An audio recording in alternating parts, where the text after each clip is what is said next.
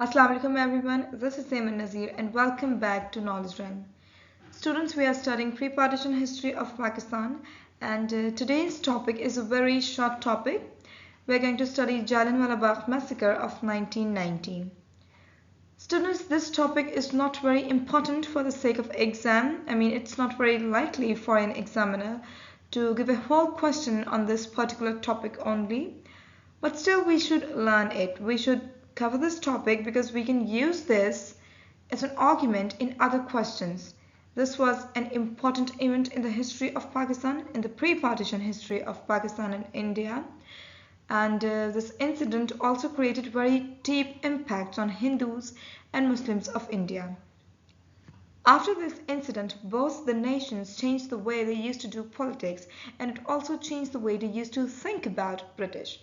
So we should at least have some know-how of this incident, that what was this tragedy, why it happened, who ordered this massacre, and what were the consequences of this event.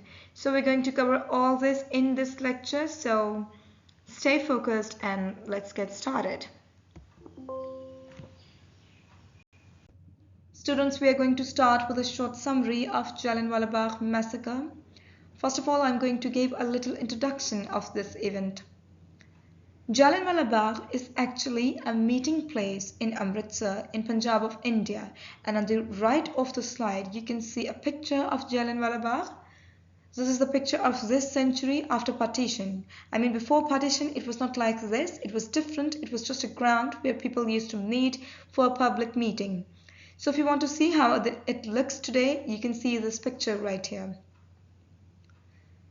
Students, this was a very unfortunate Bagh and a very gruesome incident took place in this Bagh. A massacre of Indians took place here. This massacre took place on April 13, 1919, and this day, April 13 of 1919, went down in the history of India as one of the darkest days in the British colonial rule in the subcontinent. It was the rule of Lieutenant Governor Michael O Dwyer when Reginald Dyer ordered his soldiers to open fire on unarmed gathering, and it left 379 people died on the spot and 1,200 were injured. This was the incident that showed that how indifferent, how merciless and ruthless some of the British were towards Indians. They killed Indians, they massacred unarmed gathering, and after killing these people, they admitted it blatantly. Governor Michael O Dwyer did not consider it as a crime, but he thought that it was his duty to kill these people because he thought that these people were planning a conspiracy against British Empire, and they were planning to instigate a revolt against the empire. This was the opinion of Michael O Dwyer. And on the right of the slide, students, you can see the statue of the person who assassinated Lieutenant Governor Michael O Dwyer.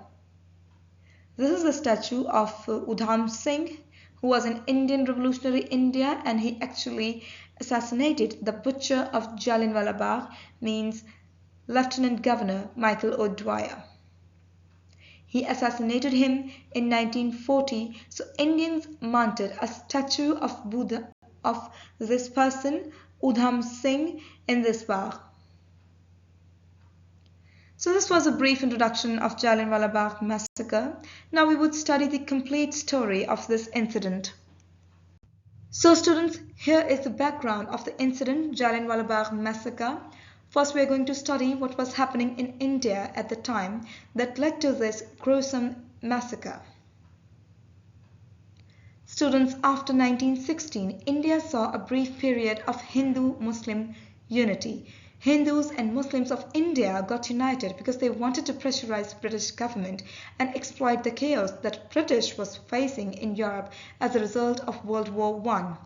Indian National Congress and All India Muslim League signed Lucknow Pact in 1916, and they demanded reforms in government from British Empire.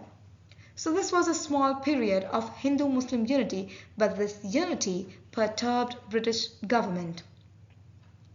British government was not happy with this unity of these two nations, and the government started fearing revolt. So in order to nip the evil in the bud and to investigate the matter, a committee was set up by Justice Sidney Rowlett. Justice Sidney Rowlett investigated the matter and presented a report on April 13, 1918. And then, after presenting this report, an act was introduced in British Raj. It was called Rowlett Act. Students, this act actually aimed to secure British Raj in India and to crush the courage of Indians to criticize the government and to demand anything from the government. This was a manifestation of an authoritative regime of British in India. Students, this act gave unlimited powers to police and administration. Police was now authorized to put anyone under arrest and house arrest without assigning any reason, any crime to the person who was being arrested. The accused neither had the right to appeal nor could take the services of a lawyer. This act infuriated Indians, and Indians kicked a severe storm of protest after this. All the non-official members, that is 23, voted against it, but the bill was passed in February 1919. Qaid-e-Azam Muhammad Ali Jinnah also protested against it, and he resigned from the Imperial Legislative Council as a protest in March 1919. So this was the Rowlett Act of 1919 that made a base, that made a foundation for the Jallianwala Bagh massacre. This act infuriated Indians. Indians started protesting, and these protests culminated in the Jallianwala Bagh massacre. So students, we have studied that what was the root cause of Jallianwala Bagh massacre. It was the Rowlett Act of 1919. This act unleashed severe storm of protest throughout the country, and one of the unfortunate protests became the victim of the fury of Lieutenant Governor of Punjab, Michael O Dwyer. Students, I have explained in the previous slide that Jallianwala Bagh is in Amritsar, that is in Punjab of today's India, and it was a ground where public meetings were held. Now we're going to study a little bit about the Michael O Dwyer. Students, he was the Lieutenant Governor of Punjab. He is also known as the Butcher of Amritsar. He was a person of imperialistic nature. He was very indifferent towards Indians. He looked down upon Indian educated class especially, and he did not even like the constitutional reforms the British government was doing for the betterment of Indians. He asserted that only hard policy could run the affairs of India. He was of the view that Indians are uneducated, Indians are uncivilized, so there is no need to introduce constitutional reforms in India. In fact, there should be hard policy. This was his view. He governed Punjab with hard policy. His satire towards Indians could be imagined from his statement. He used to say that it is a great irony that those who are unable to run the affairs of a school or a newspaper are coming forward enthusiastically with proposals of running a state. So he always looked down upon Indians and he always rebuked Indians. So students, now let's study that what this person ordered the soldiers, why he ordered the soldiers to massacre the Indians. Well, we have studied that there were protests in India due to Rowlett Act, and to prevent any protest in Punjab, Michael O Dwyer banned public meetings and gathering. Then, on April 10, 1919, a visit of Gandhi was announced in Punjab. People expected that Gandhi would visit Punjab, so to prevent any public meetings, any gathering, Michael O Dwyer arrested two very popular politicians of the province, that is Dr. Saifuddin and Dr. Satyapal. He arrested these two people so that they could not lead any meetings or any protest or any processions. But instead of stabilizing the situation, it worsened the situation in Punjab. People protested and demanded the release of these two politicians. Then Michael O Dwyer went on a tour of the province of Punjab, and he came to know that a meeting was taking place in Jallianwala Bagh. So he reached there, and to disperse the crowd he ordered General Reginald Dyer to open fire on these people. Students, make it clear here that Michael O Dwyer was the Lieutenant Governor of Punjab, and Reginald Dyer was the person who was in charge of the force in the province. He was a military officer of British force in India at the time. Do not confuse these two people. These two people are different. Michael O Dwyer was the person who ordered Reginald Dyer to open fire on these people. Reginald Dyer was in charge of the force in the province. Alright?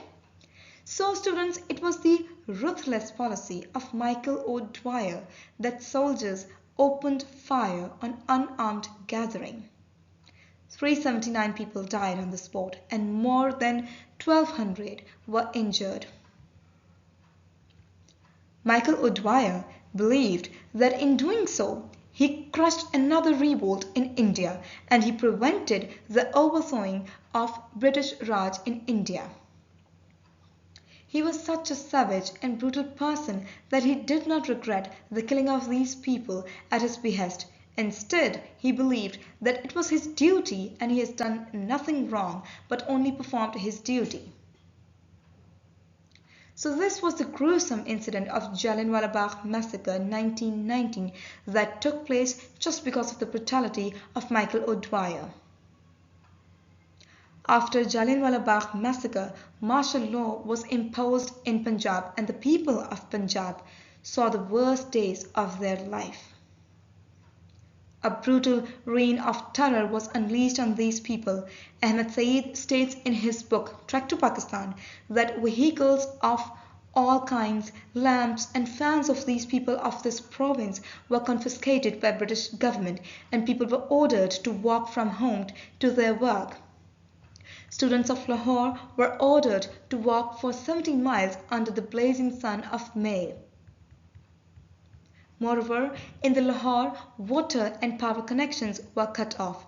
So this was the main incident of Jallianwala Bagh massacre. And what happened after this massacre in Punjab? What was the situation in Punjab after this massacre? Alright students, now we have studied the whole incident of Jallianwala Bagh massacre. Now we would study the consequences of this massacre. Well, it created deep impacts on Indians. I mean, Indians were human, they were living humans, they were not animals that would just pass by the incident and would not take any impact of this incident. They took deep impacts of the incident and the consequences of the massacre were severe. After this massacre, the loyalty to the British Crown was shattered once for all. Indians stopped believing that British are their well-wisher. In fact, they stopped being loyal to the Crown. It incited nationalistic feelings in Indians and the passion for independence was increased many-folds. Muslims and Hindus decided to forge ahead unitedly. Although this unity was for a short time, but for some time they got united. Furthermore, this incident caused Muslim League and Indian National Congress changed the nature of their politics. So these were some of the consequences of the massacre, and definitely after 1919, all the future events of the India were influenced by Jallianwala Bagh massacre. So this is all about Jallianwala Bagh massacre of India in 1919, and we have studied it in detail. Now we know why it happened, what was the main reason, the root cause of this incident, who was the butcher of Amritsar, why Indians started protesting against British Empire, what was Rowlatt Act of 1919. Now we know everything, okay? Now a piece of advice. Students, this topic does not have much importance of its own separately. I mean, it's not possible, it's not likely for an examiner to give a whole question on this topic in exams, but this topic, this incident can definitely be used as an argument in questions in other topics. such as it can be used in question related to Khilafat movement. Moreover, if you are asked in exam that what were the events, what were the incidents that disillusioned Muslims with British government, so this incident is a very good argument. Jallianwala Bagh massacre was an incident that disillusioned not only Muslims but all Indians with British. So this is all about Jallianwala Bagh massacre. This was a short but important topic. This is the end of this lecture, and in the next lecture we would study Khilafat movement of 1919, inshallah. This movement was started by Muslim leaders, and we would study this movement in the next lecture. Till then, keep preparing for your exams, stay focused on your goals. Thank you so much, and Allah Hafiz. And don't forget to subscribe the channel also.